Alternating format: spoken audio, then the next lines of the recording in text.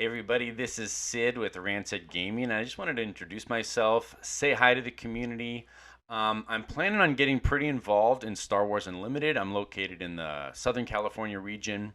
Been doing a lot of prep work with some friends down here. Really looking forward to the pre-release starting 1 week from today on March 1st. I'm signed up for a couple of pre-releases, and I wanted to start kind of my content journey by sharing some of my prep work for the sealed events of this coming weekend. After this weekend's over, I think I'm going to shift focus a little bit to collection building. I don't know where most people are, but I think I fall into the largest category of Star Wars Unlimited new players, in that I really want to complete a playset for this game.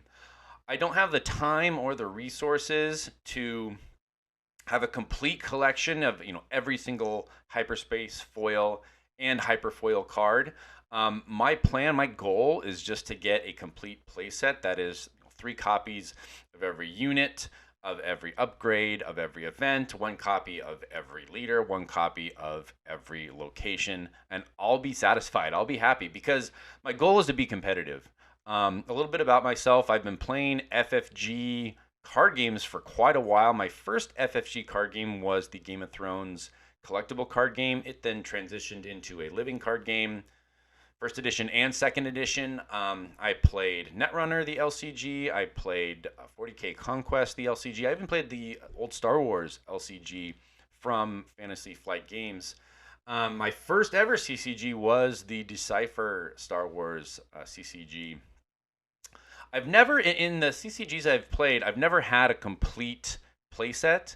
I either came into a game too late to make that really feasible to get a complete playset, or I was young when I got into Decipher when it first launched, and I did not have the resources to have a complete playset. So the great thing about LCGs where you never had to worry about a playset, but I am excited about getting back into a collectible card game. I'm really excited that it's Star Wars. I've had a ton of fun playing online on TTS. And on Force Table. Shout out to Force Table. It's an amazing product. I'm super happy with it, and absolutely happy to be a supporter of it to gain access to the sealed and draft formats.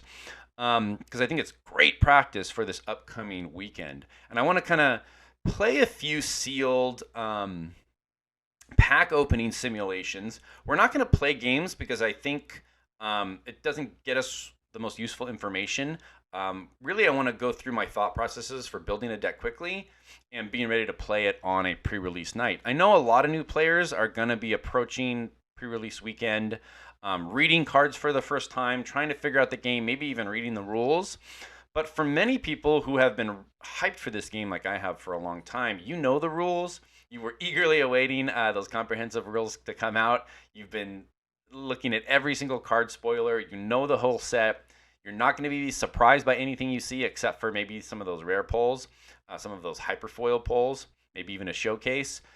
You want to build some decks and you want to play. Like, that's the position I'm in. I'm ready to play. So I'm going to be that guy at pre-release who builds his deck in about 5 minutes, maybe 10 minutes, and is saying, let's play. If that's you, then maybe these videos are for you. You want to kind of get right into it. Sealed is tricky though. It's very limited by definition. But I think there's a few strategies you can employ to build a deck quickly and to build a competitive deck in Star Wars Limited. So let's take a look. We're going to go ahead and select the Open Packs pre-release because that gives us access to both Luke Skywalker and Darth Vader. All right, well, we're back with a little costume change. My first recordings of those packs didn't work out, so we are going to try this again. I had some artifacts in the background on my face cam. I also had a weird situation where I opened 3 Emperor's Royal Guards in the first set of packs. I don't know that you're going to get a full play set of rares at a pre-release, but it's always possible. But it made for some really weird choices because I never saw a green leader. But let's start fresh. Hopefully we'll get some better packs here. So we're opening those pre-release packs, which means we're going to get access to Luke and Vader. So first things first, we check out the leader. Jin Urso, I think, is pretty decent in limited. Not great, but decent, especially if you get the right cards. And goodness gracious, we really got a lot of yellow cards here, a lot of cunning cards. Millennium Falcon, you'd love to see that. That's a fantastic card in both constructed and limited. Space is really at a premium in limited. I don't think you're going to generally include more than about 6 units in space. So when you find a really powerful unit for space, it's worth thinking about going that direction, because you can gain an advantage in that arena, I think, in limited if you've got some good space cards. We get the Rogue Operative, we get a Surprise Strike and a Waylay, both playable in limited, and a Pirated Starfighter. Like a really, really good start here. We also have a Death Trooper, which is a fantastic constructed and limited card. We get a Make an Opening and a Base. So I kind of like the blue cards that we've got here. Red is a little underwhelming, but we do get a few of them. And then the Mercenary Company is just kind of filler. If we do end up going green, they'll probably get in there. I don't think the Vanguard Infantry is a very good card. Let's see the next pack. But right now, yellow feels really good. I don't know if we'll play it out of Jin. It would be our only option right now, but I like it. Let's see what we get in pack 2. Chewbacca. Let's talk about Chewbacca. It's a bad card. He's a bad leader. Maybe that's a hot take, but I have never had success with Chewbacca. This is not a bad card. This is the best, the unequivocal best rare base. So can we play green? We want to see if we can. If we can play green, we can usually get a lot of good use out of the Energy Conversion Lab, especially in limited. Like there's constructed decks that really depend on this location to swing a game. If we can play it with some good cards to play with it out of green, we can really get an advantage, I think. You want to pinpoint those cards that your opponents are likely not getting that are giving you an advantage, and the rare bases can really, really help. I don't think the 5 HP makes as much of a difference in sealed as it does in constructed, because games in sealed, in my experience so far, they tend to be just a little bit slower. And that 5 generally doesn't make a difference. Like few games that I've played in sealed are decided by about 5 HP. Usually things break one player's way or another, and they kind of run away with a game in the mid to late game.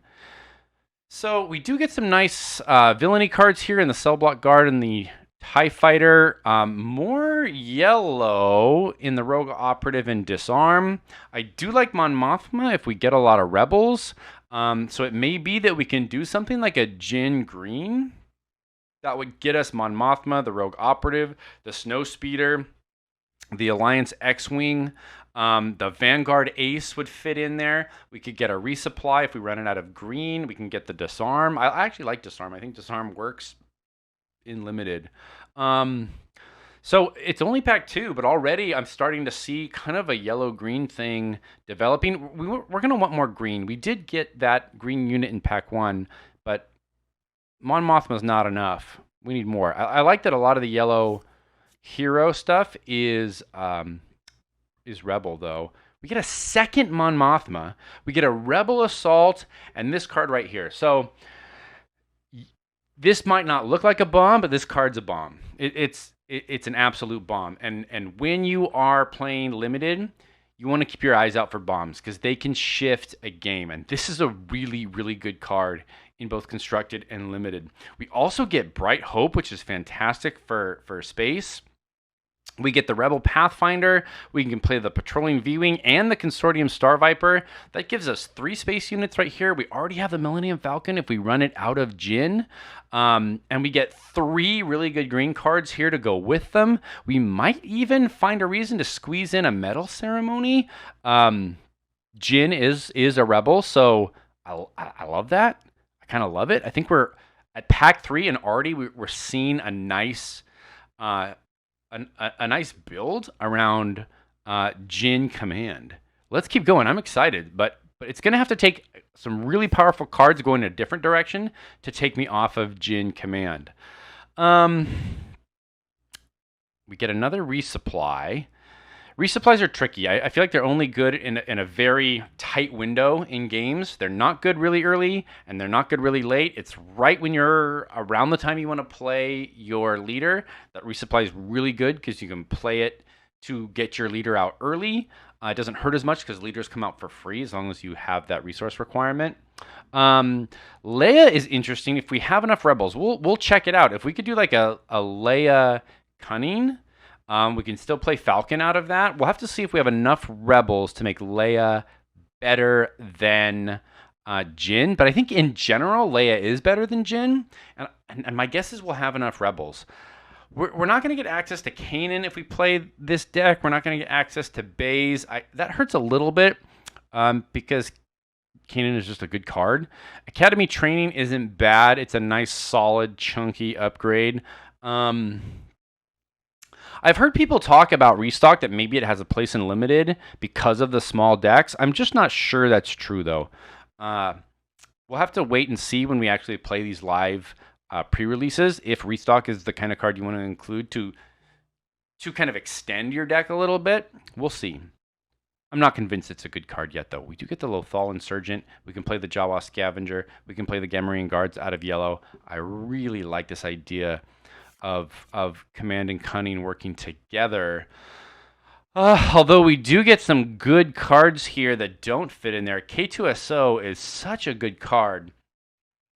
You have to sometimes ask yourself, is it worth it to pay the 2 in Limited to get some of these out of aspect cards in there? K2SO, like, would we pay 6 for him? We might pay 6 for him. The fact that he's got Overwhelmed, the fact that he is a rebel, so it works with Leia if we wanted to play Leia, and his extra 3 damage on the base is just really, really good. We'll see if we have the space for him, but I want to keep that in mind.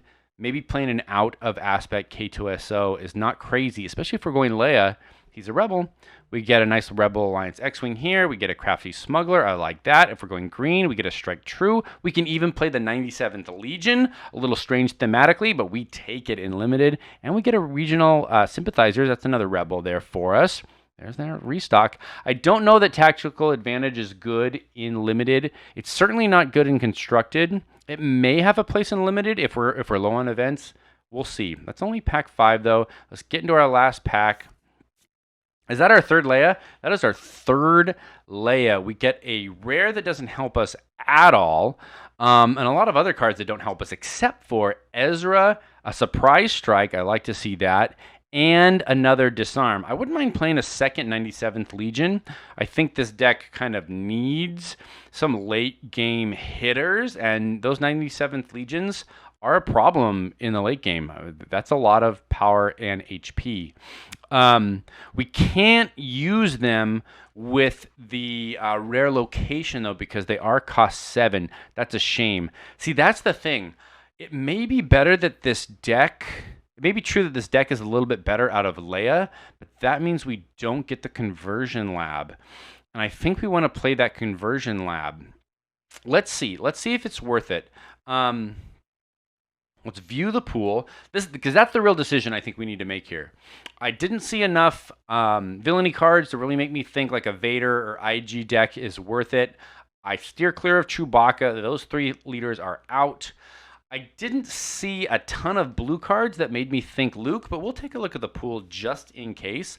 I think it's between Jin and Leia. Leia's the better leader, but then we have no reason to run the Conversion Lab. In fact, it would be a big detriment to run it. Let's see if we have enough good targets with Conversion Lab. If we don't have enough good targets with Conversion Lab, we're just not going to run it, and we'll run Leia and a Cunning base. Let's see. So these 97th Legion, they cannot be used with the Conversion Lab. It's got to be 6 or less. We get Ezra. We get the Crafty Smuggler. We get the Gamorrean Guards. We don't get a whole lot else down there. We get 2 Mon Mothmas. We can absolutely play the Mercenary Company with Conversion Lab, but why would you want to? They already have Ambush. So actually, that's not good. We get the Insurgent. Now, we can play cards like K2SO with the Conversion Lab, which is kind of cool because he's got the Overwhelm. He can jump in with the Conversion Lab. He can hit a unit, maybe even killing himself. But in doing so, he could trade and do 3 damage to the base. That might be worth it right there. I think maybe we have a reason to run K2. Even Kanan can do the same thing, can jump in there with the conversion lab. Let me make sure. Play a unit that costs 6 or less from your hand. Give it ambush for this phase. Yeah, we could decide to jump those in out of faction with that conversion lab and still be able to play them. I like those little lines that you can find. Regional sympathizers, Rebel Pathfinder. We get the Rogue Operative. Sabine is probably not worth it to put in, though. At 4 cost, is she worth it? A 4/2/3 that, because she's red, it's among other friendly units. So if you splash her, you don't really get her ability that makes her unable to be attacked. You get that extra ability. Probably not worth it to run a Sabine, but I like that she's a rebel. Let's see. We get the Snow Speeder. It's already got ambush. Bright Hope doesn't really benefit from an EPL. Consortium Viper might, though. I kind of like Consortium Viper. Millennium Falcon, does that benefit? I don't know. This unit enters play ready. I don't think it does benefit from, like, does it get a double attack with the EPL? I don't think so. Vanguard Ace is a card that I would actually EPL if I'd played enough cards that turn, because you're going to get all those XP tokens and then immediately be able to hit something with them. Let's see. Nothing else really stands out. So is EPL doing enough to not run Leia? I'm not sure that it is. I like the idea of playing K2 or Kanan out of aspect with EPL, but those are pretty like tight edge cases. I think we have enough rebels to go Leia and to make that better. I can't believe I'm saying we're not going to play the conversion lab, but I think it's better to focus on Leia Cunning and just get a lot of those good green cards out there and those yellows. So let's see. I think she is the better leader. So let's go Leia. I think in general, Leia is a really good limited leader if you've got enough rebels. So let's see if we have enough rebels. They already gave us everything we need. Administrator's Tower for Leia, or a chopper base. I like chopper base. She's more of a rebel, you know. Administrator's Tower is that's a villainy cunning location. So let's get these 97th Legions in there for the late game. Crafty Smuggler's a nice turn 1 play, a really nice turn 1 play, though he's not a rebel. Ezra Bridger is fantastic, absolute rebel. The Guards, the Jawa, the Insurgents. We get the Mercenary Company in there. 2 Mon Mothmas, the Rebel Pathfinder. The Regional Sympathizers for sure. 2 Rogue Operatives. A Snow Speeder. That puts us right at 15. 15 is kind of like my minimum threshold for ground units. It's usually where I sit, sometimes 16, sometimes 17. I don't think you want to overdo it. Now, how many rebels do we have here? We've got 1, 2, 3, 4, 5, 6, 7, 8, 9. 9 ground unit rebels. Already with 9, I feel like that's probably worth it out of Leia. Let's check space. We get two Alliance X-Wings. I love that. We get Bright Hope. We get the Millennium Falcon, which is not a rebel, unfortunately, because this is kind of the piece of junk. Like Han Solo is just Underworld, so is this version of the Falcon. I'm excited to see what a rebel Falcon looks like. Does the TIE Fighter fit with what we want to do? I don't know. Let's see what else we have. Vanguard Ace is unfortunately New Republic and not Rebel. That's a little bit of a bummer, but I definitely want to play it as a cheap unit. Starfighter, do we have other good kind of when played cards? The Lothal Insurgent is a nice when played card. We don't have a lot of other good when played cards. I mean, we could, if someone pops the shield off our Crafty Smuggler, we could pop him back to hand, replay him with a shield. That's something. Not amazing, but it's something. Sometimes it's worth it just to pull back a unit and get those shields off of them. We can actually use it, I think, to grab back the Millennium Falcon if he's in trouble and looks like he's going to get hit. We want to protect that Falcon. It's a big reason why this is going to be a good space deck. I think we want the Consortium. In general, I like to get six space units in limited. I think that kind of gets us to a sweet spot. We might add some more though. Let's come back. So we've got 15 ground units, 6 space units. Once I've hit my minimum requirements and I feel like I pulled the ones I most want, I like to look at upgrades and events and then come back to see if we can fill out more units if necessary. Smuggling compartment is not good, too situational, too much of a tempo hit. Ready one resource, it doesn't do enough, and in limited, you just don't have a lot of space icons, space units. This thing's going to end up a resource if I play it. Academy training, a little more versatile. Let's add that for one upgrade. Disarm is good. I found good use of it out of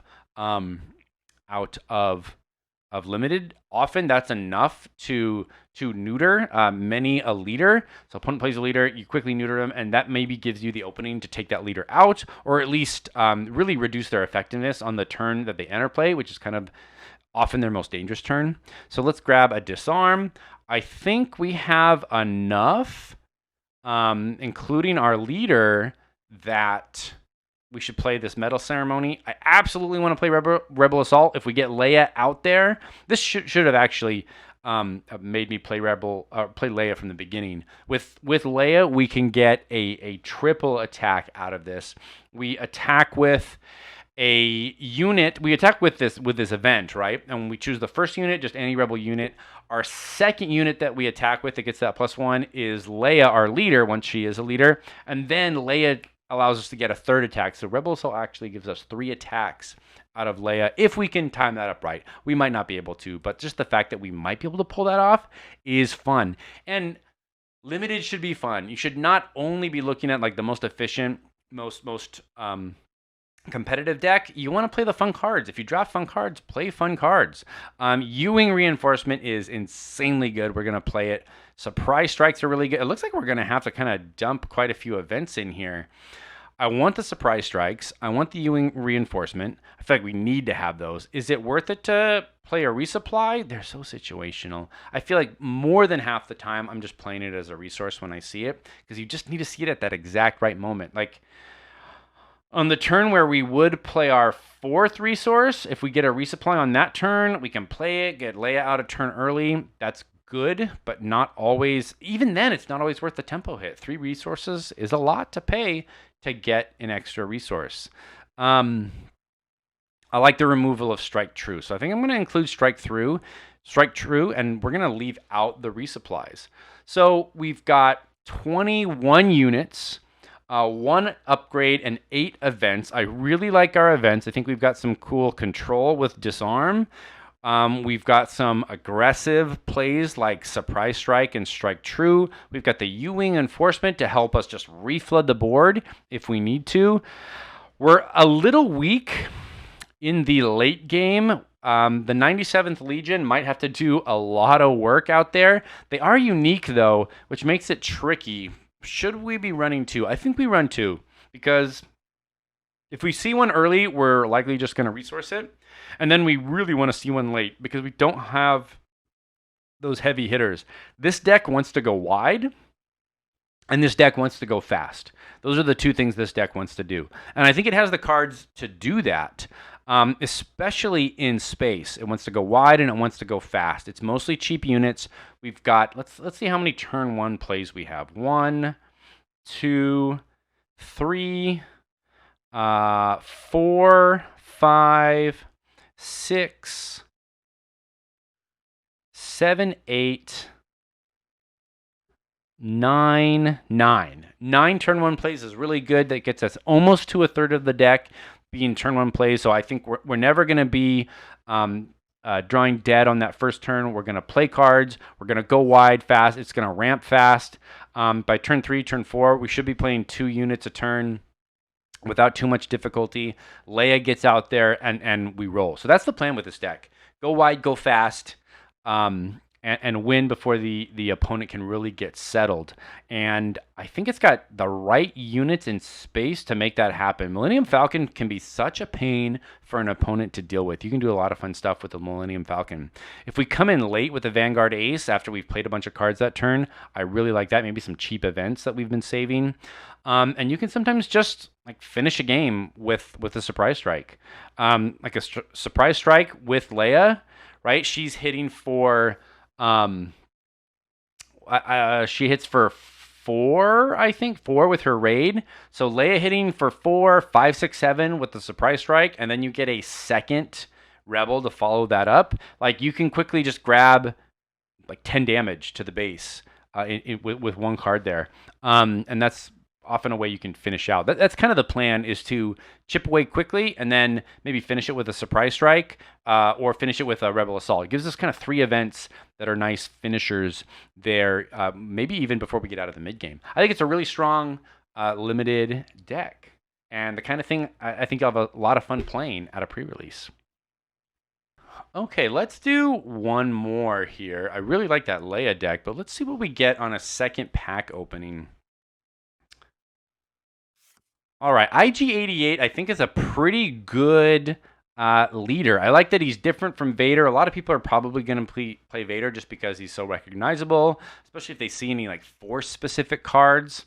We get some nice red cards to go with IG. I wish we had seen some more Fleet Lieutenants in that last deck. I love Fleet Lieutenant in a limited format. We get some good yellow events. We get an Emperor's Royal Guard. Great if we see like some officials. Maybe if we see a Tarkin. Really cross our fingers. Maybe we see Emperor Palpatine as a leader or unit. Ideally as a leader, gives you Emperor's Royal Guard turned on all the time. Yularen's a good card. We get 2 Snowtroopers.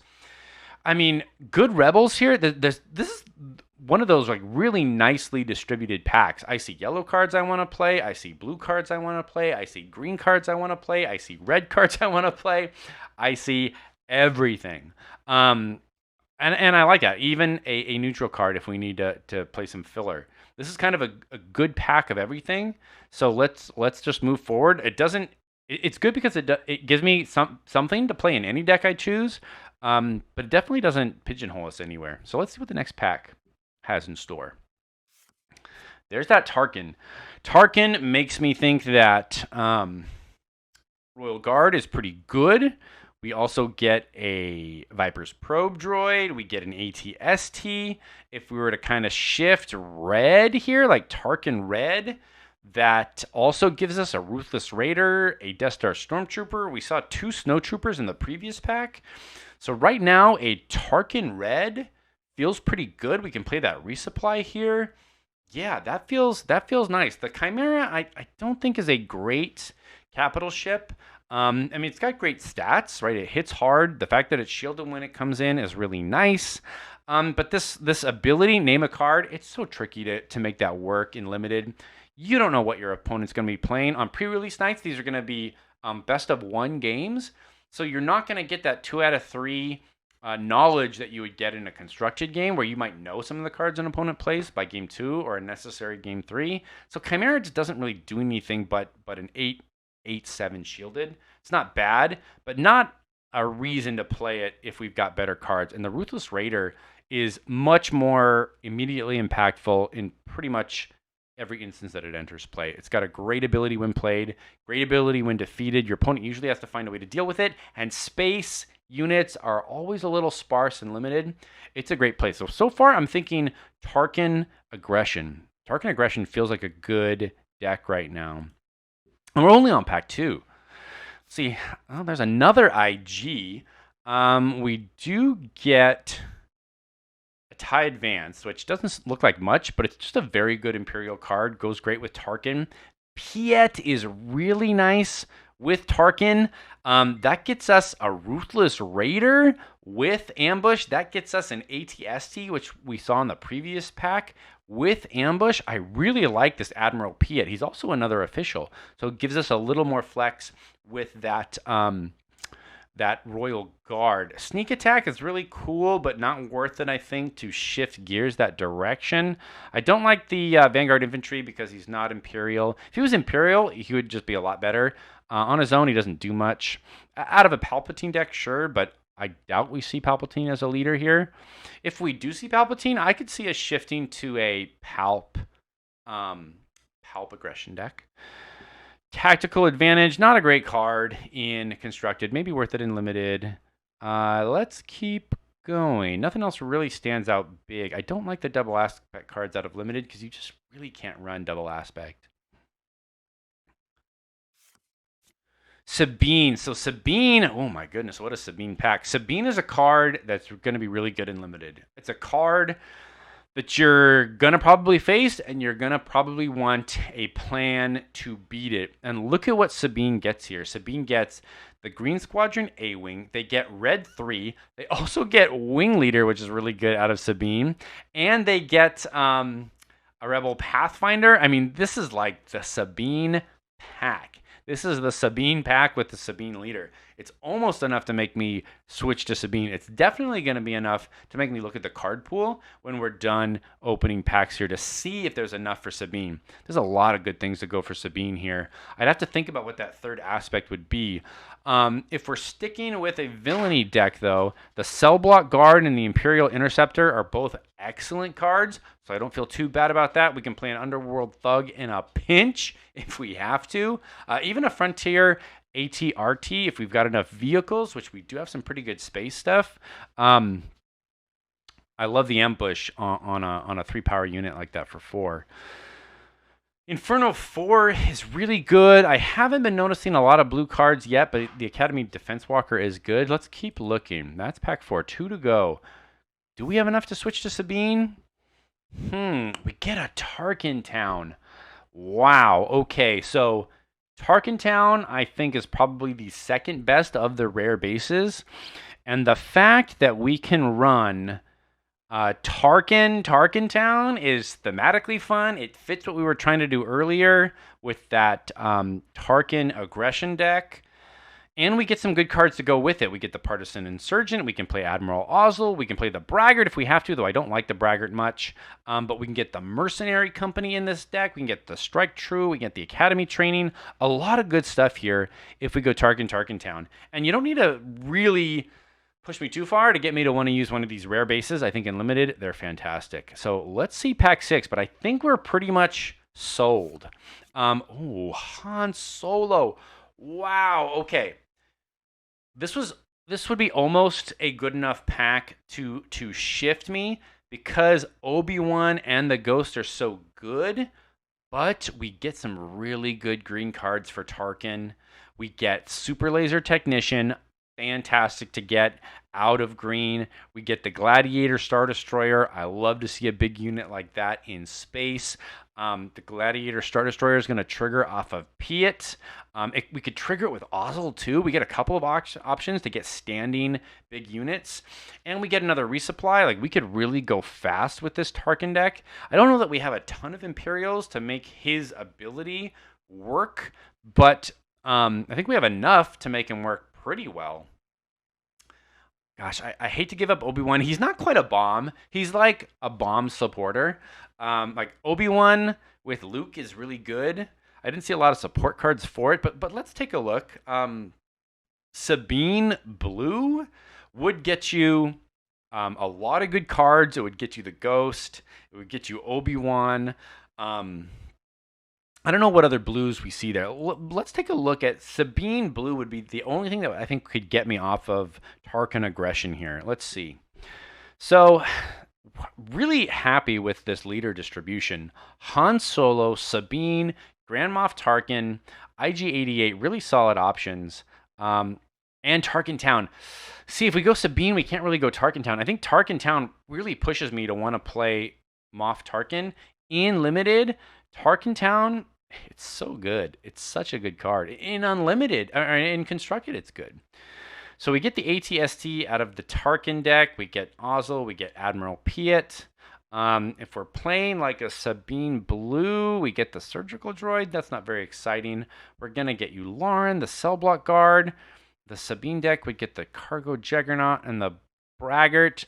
If we're playing aggression, right, we get the Death Star Stormtrooper and 2 First Legion Stormtroopers and the Emperor's Royal Guard. Sabine gets 1 Fleet Lieutenant. We can play Frontier ATRTs if we want. If we need some extra filler, I like the price point. I like the ability. Frontier ATRTs are solid limited cards. We get the Mercenaries Company. We give up on Kanan. We can play the Jedha Agitator if we want. I like that. Jedha Agitator doesn't feel very good on those expensive leaders like Vader, just because it takes you so long to get Vader out, and by that time, Jedha Agitator as a character is not doing much. But if we're playing Tarkin and we can do a Death Star Super Laser Technician or a resupply, and Tarkin comes out a turn early from his normal 5, then a Jedha Agitator becomes a little more interesting. Partisan Insurgent we get the Super Laser Tech. We can play Wampas, the Viper Probe Droid. A lot of Underworld Thugs to help us balance out if we need to. We don't have a ton of Imperials, but I think we have enough. The Ruthless Raider, the Imperial Interceptor, the Gladiator Star Destroyer. We can play the Carillion Freighter. Is there anything else we want to sneak in here? I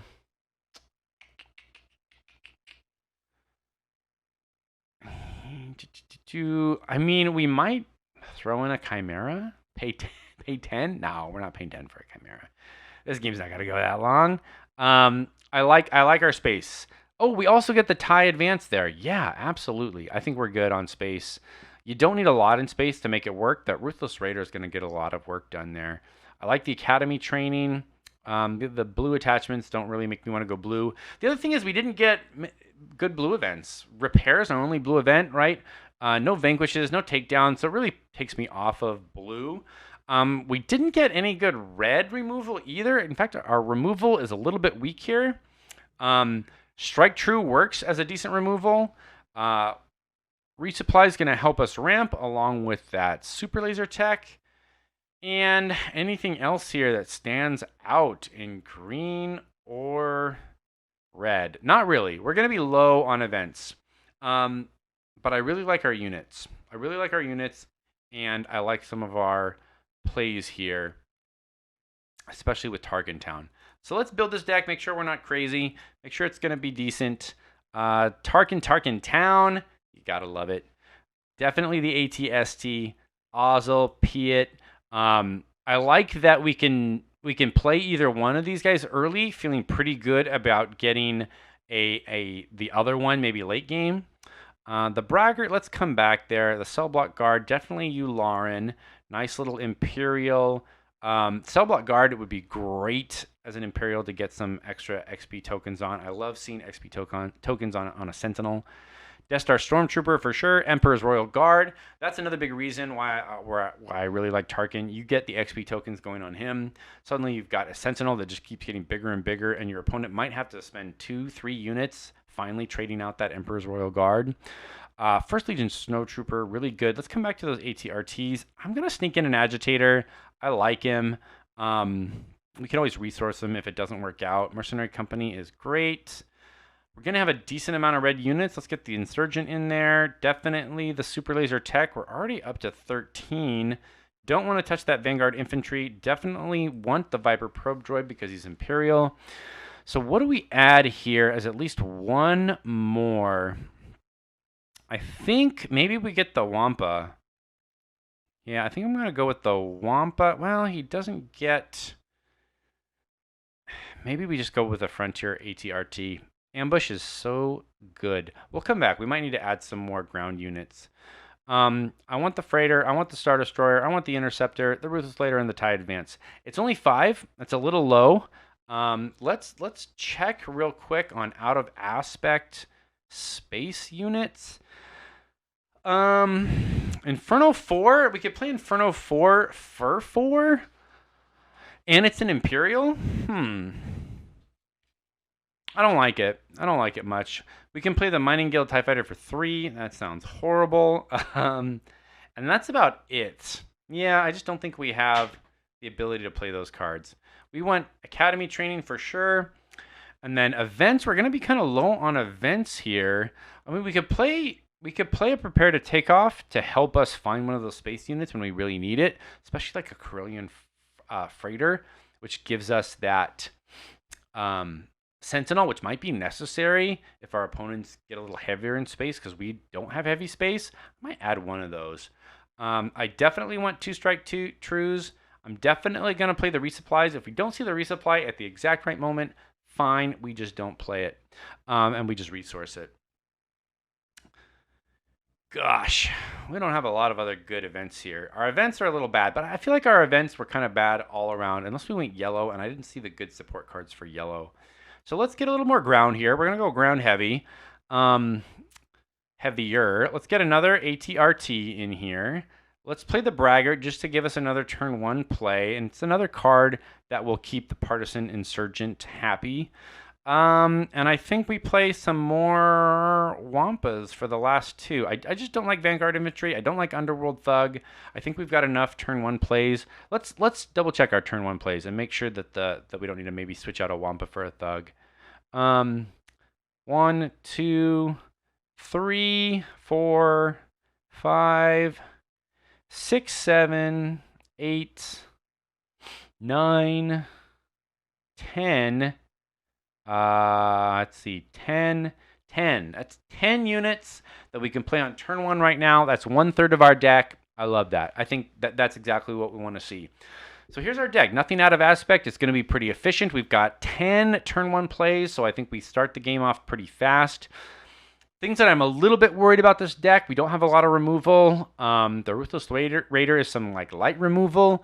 We've got a couple of strike trues, but if we go to the late game and our opponent is playing big stuff, we've got the ATST, which can help in that department.